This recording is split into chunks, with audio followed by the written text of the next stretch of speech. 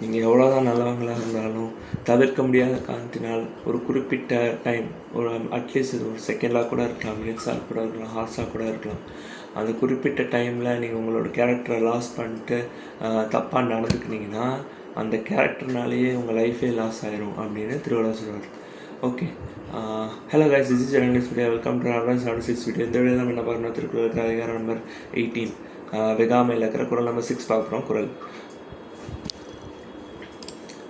அருள்வெகி ஆற்றின் கண் நின்றான், பொருள்வெகி பொல்லாத சூழக்கிடும். இதோட பொருள் என்னன்னா, யார் ஒருவர் அளவு கிடந்த அன்போடையும் அருளோடையும் விரும்பி ரொம்ப நேர்மையாக அறவழியில் நடந்து வாழ்கிறாங்களோ அவங்க ஏதோ ஒரு காரணத்தினால் பிறருடைய பொருளுக்கு ஆசைப்பட்டு இல்லை தீய குணங்களால் எப்படி சொல்கிறது, தீய எண்ணங்களோடு இருந்தாங்கன்னா அப்படி இருக்கிறனாலே அந்த கேரக்டர்னாலேயே அவங்களோட எப்படி சொல்கிறது, அவங்க அந்த கேரக்டர் லாஸ் ஆனாலும் எவ்ரிதிங் லாஸ். ஸோ அவங்க வாழ்க்கை சிறப்பாக இருக்காது, அவங்க வாழ்க்கை கெட்டு போயிடும் அப்படிங்கிறாங்க.